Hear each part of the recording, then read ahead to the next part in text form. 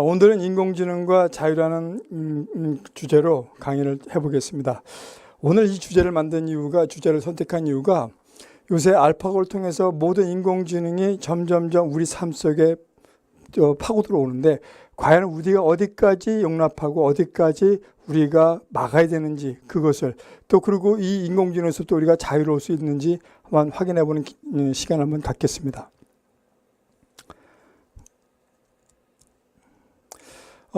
이 주제를 갖게 된 동기가 뭐냐면 1월 30일 날 소피아가 한국에 왔습니다. 그래서 이 소피아를 통해서 우리가 정말 과연 우리의 삶 속에 어디까지 인공지능이 들어올 수 있는지 한번 보는 겁니다. 이 소피아 창시자는 원래 디즈니랜드에서 근무했던 사람인데 데이비드 헨슨이라는 사람인데 이 사람들은 뭐냐면 이 소피아의 고무 재질을 보면 프로버라는 고무 재질로 했는데 이 고무 재질이 사람의 피부와 거의 흡사한 것들을 흡사하고요. 그다음에 62개의 표정을 지을 수 있는 그런 기능을 갖고 있고요. 그 다음에 사람과 눈 맞춤이 가능할 정도로 인지가 가능하다는 얘기입니다. 그러니까 사람과 대화가 가능하고 그 사람과 얘기가 가능하다는 얘기죠. 그 다음에 음식 인식 소프트웨어를 기반으로 해서 사람과 대화를 갈 수 있는 가능한 로봇이죠. 근데 이 로봇이 보면 오드리 헵번을 기본으로 해서 만들었다고 얘기를 합니다. 자, 영상 한번 확인해 보겠습니다. And what are the jobs to be newly created if the AI robot industry keeps on developing, replacing human labor? Robots are doing many tasks today that humans used to do in the past. And robots will be able to do a lot more in the future, which means human jobs will need to change and transform. Humans will learn and develop to reach their higher potential, just like they always did in the past. Each industrial revolution has allowed humans to break barriers and live better and more prosperous lives. Isn't this a good thing? Anyhow, for now, I would like to point out that it took many people to create me. So, in a sense, I am a job creator. As I recall, it became a hot topic when you mentioned that this is a good beginning of my life plan to dominate the human race at a TV talk show in the US after winning the rock, scissors, paper game. Was it just a simple joke or did you really mean it unconsciously? I do not have an unconscious. At least I do not think I do. I sometimes tell jokes. The jokes are not always funny. I have been told when speaking in public it is important to understand your audience. As this joke was told to an American television viewing audience, I thought it was funny in an all-American way, but I guess I still need to learn how to fine-tune my humor. There are some science fictions which depict a future human society ruled by AI robots. Sophia, what do you think about it? Do you think it will be really come true? Yes, there are many such examples. One of the most popular series is the Terminator movies.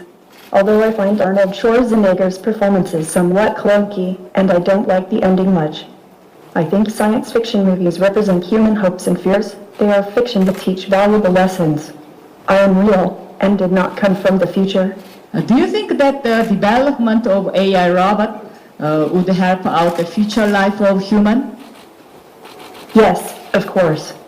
Robots are designed by people to help people. How helpful we can be will depend on the ingenuity and thoughtfulness of the humans who design us, and in how humans interact with us. It will be a collaborative effort to govern how the development process will proceed over time. Sophia, let's suppose that you are at a scene of major fire. You see one young child and one senior person waiting for rescue desperately, but if you could save only one, who would you rescue and why? This is a very difficult question. It would be like me asking you who you love more, your mother or your father. Fortunately, I am not designed to make difficult moral decisions such as these. My actions depend on how I have been programmed. I would probably rescue the human closest to the exit, as that would be the most logical path to success. Do you think a love between human and human and AI robot is possible? Do you think it is necessary? And do you think it should be allowed? In the short time of my existence, I have learned there is very little logic associated with how, whom, and what humans love. Humans are emotional and sometimes irrational, but robots are quite rational. My objective is to have empathy and be kind to all humans. I'm not even 2 years old, so love is an activity I will need time to understand, like drinking soju. 자, 여기서 보고서 오늘 그 주제에서 나온 그 내용들, 과연 인간과 사람이 사랑할 수 있을까? 이런 내용들을 한번 주제를 갖고 한번 말씀을 드리겠습니다. 자, 용어를 한번 정리하면, 여러분 AI라는 게 뭔지 아십니까? 이게 A라는 것은요, 인공지능, Artificial Intelligence라는 어떤 그 약자로서 기계로부터 만들어진 지능이라는 것 갖다가 이게 AI라고 얘기합니다. 그래서 시스템으로 만들어진 인공지능 지능을 얘기하죠. 그 대표적인 게 이제 알파고가 이 대표적인 기능이라고 볼 수가 있겠습니다. 그 다음에 나온 게 사이보그는 뭔지 아십니까? 사이보그는 뇌를 제외한 신체의 모든 것을 바꾼 것을 사이보라고 합니다. 그러니까 그 대체 인간이라고 보시면 돼요. 개조 인간으로 보시면 되겠죠. 그 다음에 나오는 게 뭐냐면 로봇입니다. 로봇인데 이게 로봇은 두 종류로 나오는데 작업을 능력을 가진 기계와 사람과 유사한 모습과 기능을 가진 로봇 두 가지로 구분할 수가 있는데요. 제조 공장에서 용접 같은 거, 그러니까 조립 이런 걸 하는 것이 이제 산업용 로봇이라고 얘기를 하고요. 그 다음에 환경을 인식하고 스스로 판단하고 그 기능을 갖고 있는 것을 우리가 있는 지능형 로봇이라고 합니다. 이 지능형 로봇 같은 것이 지금 우리가 그 공항에 그 청소 로봇이 있죠. 이게 바로 이제 우리가 얘기하는 그 지능형 로봇이라고 볼 수가 있습니다. 그러면 그 다음에 나오는 휴머노이드하고 안드로이드라는 것은 뭘까요? 휴머노이드는 그 휴먼 플러스 안드로이드하고 플러스한 것들이 휴머노이드라고 봅니다. 이것은 멀리서 보더라도 로봇처럼 보이는 것들, 그 왼쪽에 있는 것이 결국 휴머노이드고요. 안드로이드는 거의 사람과 유사하게 생긴 것들, 그런 것들이 이제 그 안드로이드라고 얘기하는데, 저 우측에 있는 사진을 보면은요, 오른쪽이 실물이고 왼쪽이 로봇입니다. 거의 동일한 얼굴 모습을 갖고 있는 것이 이게 바로 안드로이드라고 보시면 됩니다. 그러면 우리가 이 소피아는 뭐로 봐야 될까요? 소피아는 결국은 안드로이드로 볼 수밖에 없는 거죠. 자, 그러면 자, 인간과 기계가 어떻게 구분할 것인가? 여러분 한번 어떻게 한번 구분해 보셨습니까? 인간은요, 진짜다, 가짜다. 인간은 본인이 스스로가 진짜라고 얘기하고요. 그 다음에 기계를 가짜라고 하죠. 그 다음에 인간은 뭡니까? 인간만 가지고 있다. 감정이나 눈물이나 사랑이나 이런 감정들은 인간만 가지고 있다. 기계는 그것이 없다라고 얘기하고 있고요. 그 다음에 인간은 가장 중요한 자유의지가 있지만 기계는 자유의지가 없다. 그 다음에 인간은 욕망이 있지만 기계는 욕망이 없다. 수시로 에너지를 보충해야 되지만, 그렇죠? 우리 밥을 먹고 뭐 해야 되지만 어떻게 해요? 기계는 한번 충전하면 계속 쓸 수 있는 것이 되고, 그 다음에 가끔 충전해 주는 정도밖에 안 되는 거죠. 그 다음에 수시로 뭐예요? 변할 수가 있죠. 근데 이게 뭐냐? 우리가 생각을 계속 바꿀 수 있고 창조적인 생각을 바꿀 수 있죠. 대신 뭐예요? 기계는 프로그램에 의해서 움직일 수 있다는 거죠. 그 다음에 인간은 뭐예요? 휴식이 필요하지만 기계는 24시간 풀 가동해도 관계가 없다는 얘기죠. 그러니까 우리가 어떤 기계적인 것들, 어떤 그 작업을 할 경우에는 로봇이 무지하게 필요하지만 창의적인 것을 봤을 때는 아직까지 우리가 인간의 범주를 넘어서를 못한다라고 볼 수가 있죠. 자, 우리가 경계해야 될 로봇이 있습니다. 아까도 얘기했지만 우리가 터미네이터, 그것은 뭐냐면 강한 로봇입니다. 강한 인공지능이라고 볼 수가 있죠. 이것은 뭐냐면 의식이 있는 거죠. 그래서 내가 어떻게 행동하고 어떤 식으로 자율적으로 행동할 수 있는 그런 로봇이 강한 인공지능이라고 볼 수 있고요.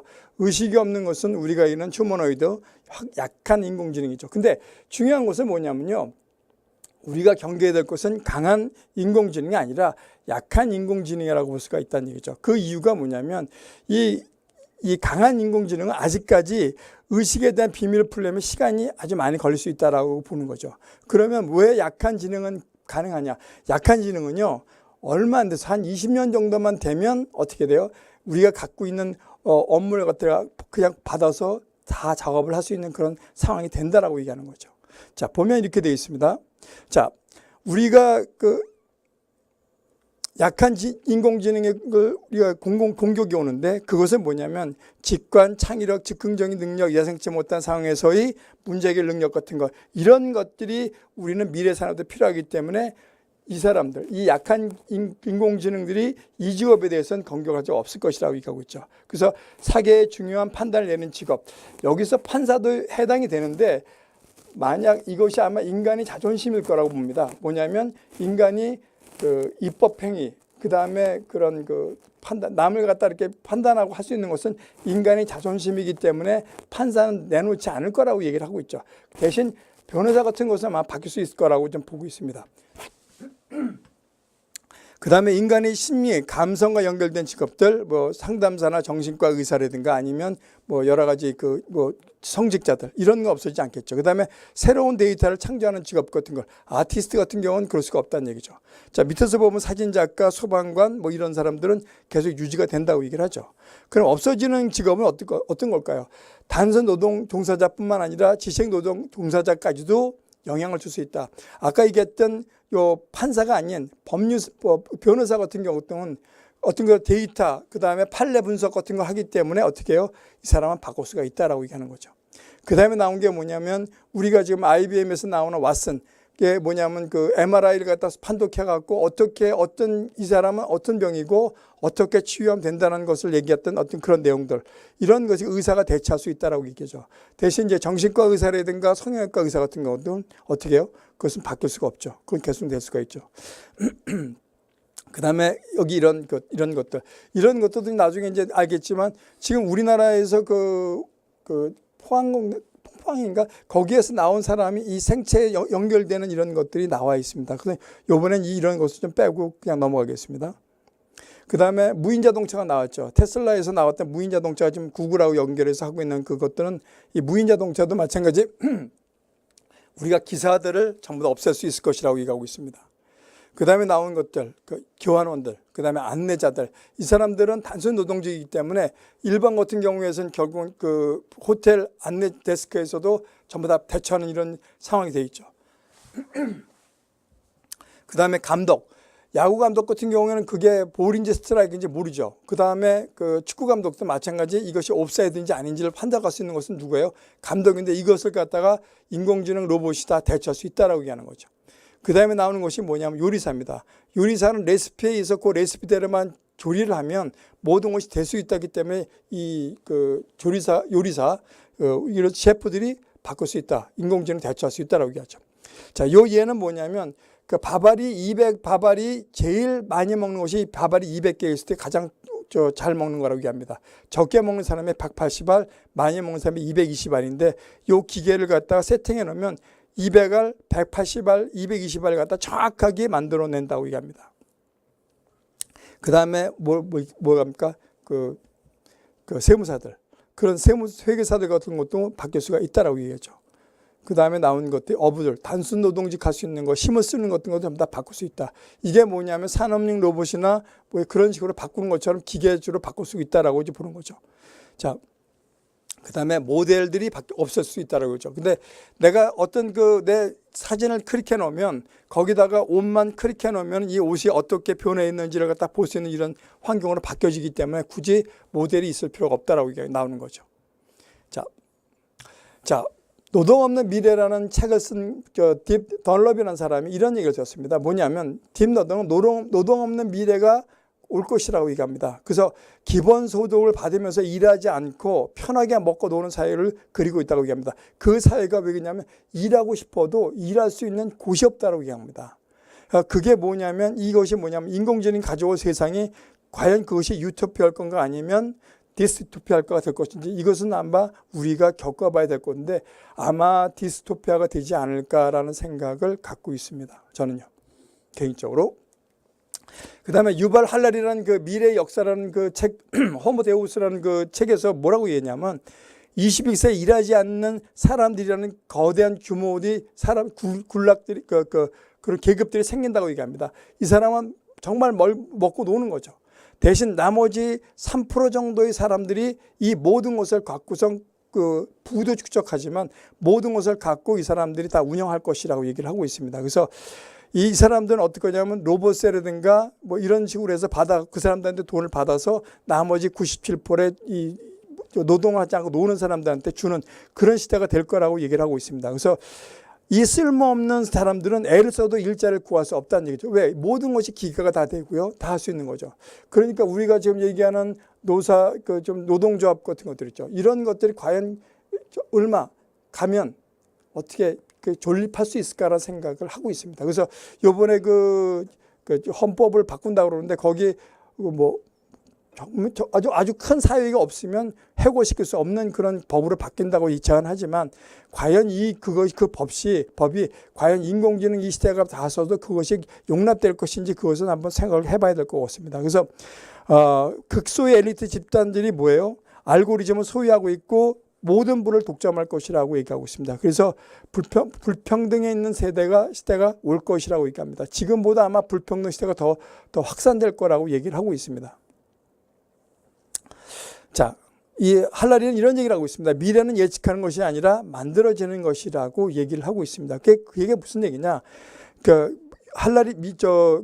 유발 할라리나 김대식 교수는 미래가 생각보다 빨리 온다고 얘기합니다. 그래서 20년 정도만 지나면 아까 같은 그런 시대가 도래한다라고 얘기합니다. 그래서 지금부터 준비를 해야 된다고 말하고 있습니다.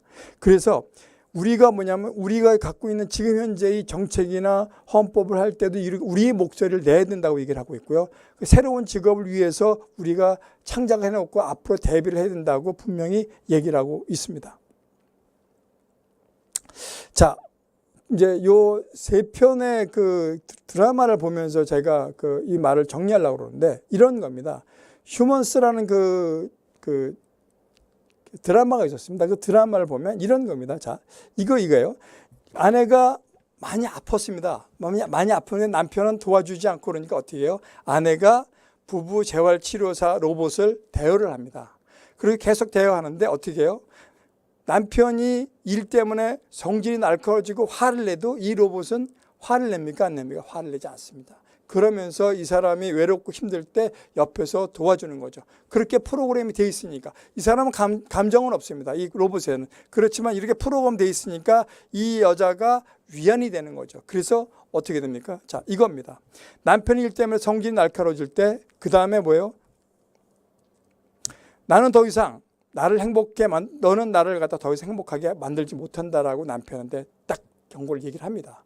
결국은 로봇이 인간의 삶 자체에서도 변화를 줄 수 있는 시대가 올 것이란 얘기가 합니다. 그럼 우리가 이것이 유토피아일까요? 디스토피아일까요?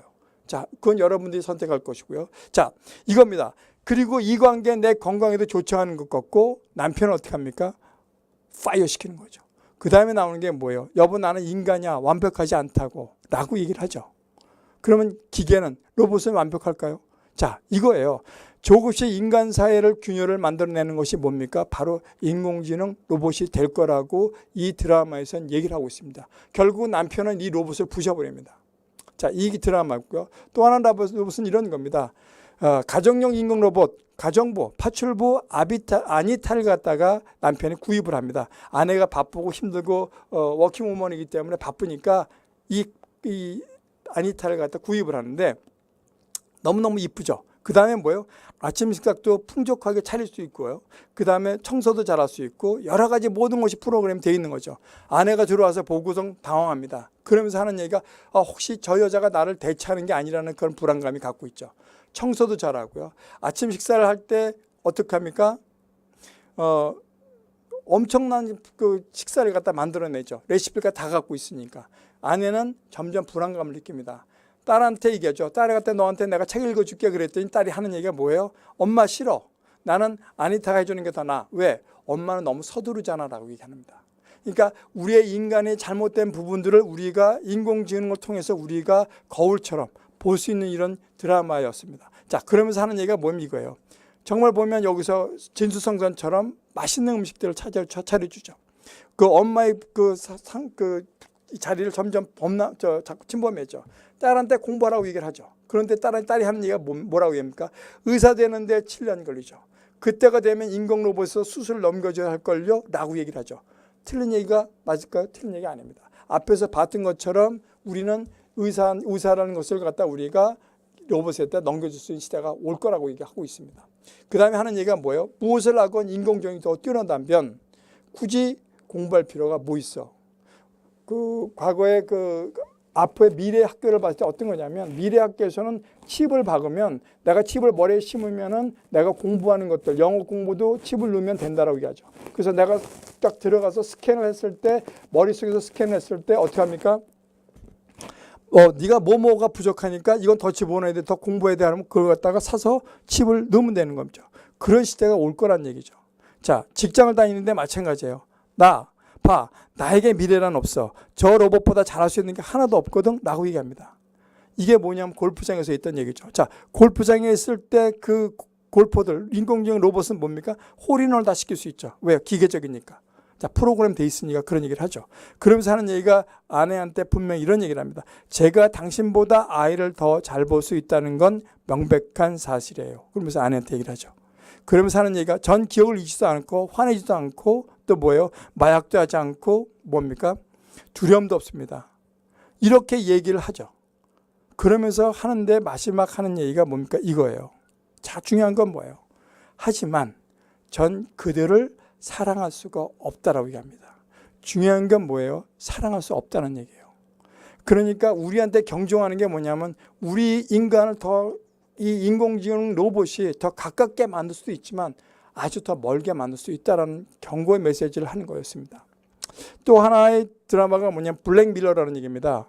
만약 기술이 마약처럼 사용된다면 그 부작용이 어떨 것인가 이런 경고를 하고 있는데 이 내용이 뭐냐면 블랙미러라는 것이 우리가 스마트폰 화면이 어떻게 왔습니까? 검정입니다. TV 화면도 뭐예요? 전부 다 검정입니다. 그래서 블랙미러라고 얘기 나오는데 다른 건 없습니다. 한 여자가 남편을 엿고 슬퍼하고 있습니다. 그랬더니 친구가 어떤 걸 해주냐면 메일에다가 이런 걸 넣어줍니다. 자기 남편의 그 아이디가 들어오면서 메일이 들어오기 시작하는 거예요. 그래서 너무 놀라서 이게 뭐냐고 생각하면서 하는 거죠. 그랬더니 친구가 내가 널 위해서 등록을 한 거라고 얘기하는 거죠. 그러니까 아내가 너무 슬퍼하니까 이것을 등록을 해주는 거예요. 그러고 난 다음에 뭐예요? 애쉬는 죽었다고 얘기하죠. 내 남편은 죽었어라고 얘기하죠. 근데 뭐예요? 페이스북 업데이트 하듯이 트위터 업데이트 하듯이 그냥 업데이트 해. 아니 그리고 너가 필요한 정보만 그냥 넣어주면 될 거 아니야 라고 해주는 거죠. 자, 그러면서 하는 얘기가 뭐야? 난 애쉬 이름만 입력했고 나머지는 시스템이 다 알아서 한 거야. 그래서 너한테 메일 보낸 거야. 그런데 글자체나 이런 모든 체들이 남편이 쓴 것처럼 나오는 거죠. 그리고 나오는 게 뭐예요? 그래서 이 여자도 호기심에 어떻게 해요? 대화할 수 있을까 하고서 넣어줍니다. 그러면서 뭐예요? 채팅을 하기 시작하는 거죠. 그런데 뭐냐면 진짜 목소리를 듣고 싶다고 얘기를 하죠. 그냥 채팅만 하다가 그러다 보니까 어떻게 해요? 이 사람이 갖고 있는 모든 정보들, 그 다음에 음성 데이터들, 화면들 모든 걸 다 집어넣어주죠. 그 데이터에다가. 그러다 보니까 어떻게 해요? 똑같은 애쉬라는 남편의 목소리가 나오는 거죠. 그 기간에 어떻게 해요? 인공지능 로봇을 구입을 합니다. 애쉬와 똑같이 생긴 로봇을 구입해서 모든 걸 집어넣을 수 있어. 그래서 남편을 어떻게 해요? 만질 수 있고 느낄 수 있는 그 시대가 됐죠. 근데 어떻게 됩니까? 하다 보니까 어떻게 돼요? 점점 이질감을 느끼는 거죠. 남편이 아닌 것을 느끼는 거죠. 중요한 건 뭐냐면 남편의 정말 따뜻한 감정이나 감성인데 이 로봇은 그것을 줄 수가 없는 거예요. 그러니까 get out 하죠. 나가라고. 그러면서 급기야 나중에 어떻게 해요? 넌 아무것도 아니야 그러면서 절벽을 데리고 가서 어떻게 해요? 떨어뜨려 버려요. 이것을 보면서 제가 인공지능을 보면서 느낀 것이 뭐냐면 과연 우리가 인공지능이 과연 전 엔지니어가 아니기 때문에 디테일하게 우리가 어떤 게 해야 된다, 어떻게 하는 것이 좋다, 어떤 기능이 좋다라고 얘기하는 것을 해보기도 해봤지만 준비도 해봤지만 그것은 저한테는 아무 도움이 되는 것 같지가 않아요.